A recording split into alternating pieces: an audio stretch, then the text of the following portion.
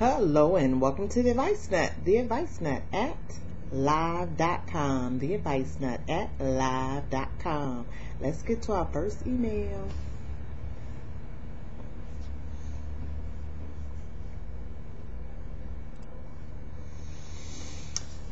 After 15 days of no contact, I'm really starting to see how it was so easy for her to leave me for another guy.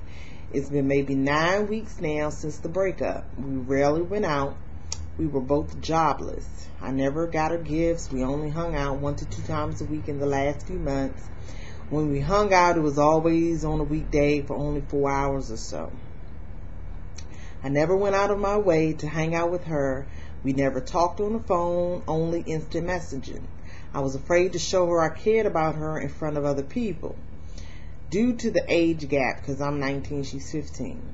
I told her I loved her very early on, but I took it back, saying, "You're my first girlfriend. I have no way of knowing what love is or if I love you or not." Once or twice I declined hanging out with her to play games with my cousin. I was a horrible boyfriend. I can't blame her for leaving me. Nobody would want a boyfriend like that. Before, I felt hurt that she could up and leave me for someone else. But now I feel like an ass for putting her through all that for so long. The thing is, when I was with her, I didn't know any better. She was my first girlfriend. I was not her first boyfriend. I figured since she told me she was happy, she was happy. It was okay to chill at the house, not to buy gifts because we both didn't have money. It was okay not to talk on the phone because we instant message, and that was easy. It didn't matter that I showed I cared in front of others because I did when we were alone. I didn't say I love you. I hate myself for not realizing this sooner. I want to do for her everything I listed above. I know I could have been so much better if I had just been able to see I was screwing up. I still want to keep the door open for future reconciliation, but I know she'll have no reason to come back to me if she thinks I'm going to act the same way. Right now, she's mad with me for going no contact. She wanted to remain friends. How do I show her that when I said I wanted to change, I meant it? First of all, as I always say, you are 19, she's 15.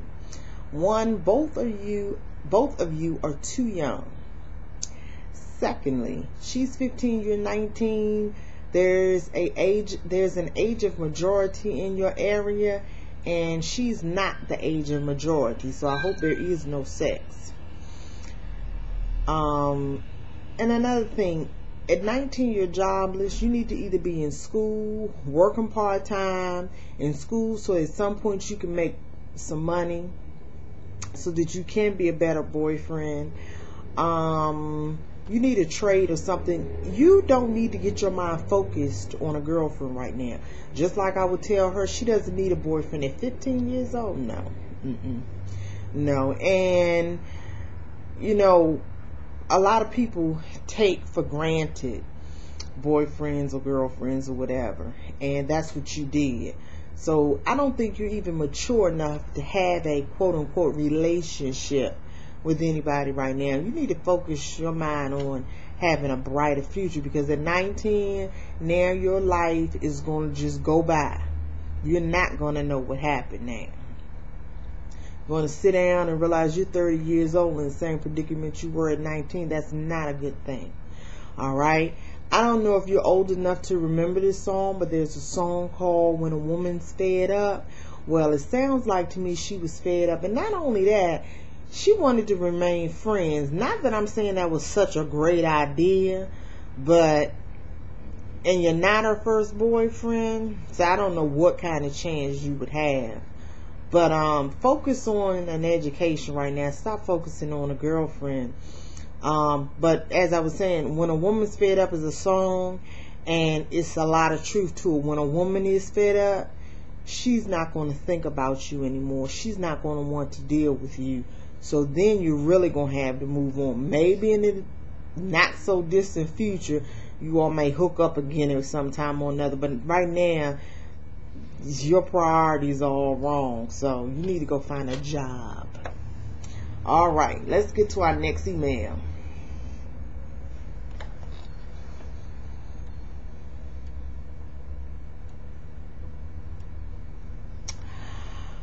Please believe me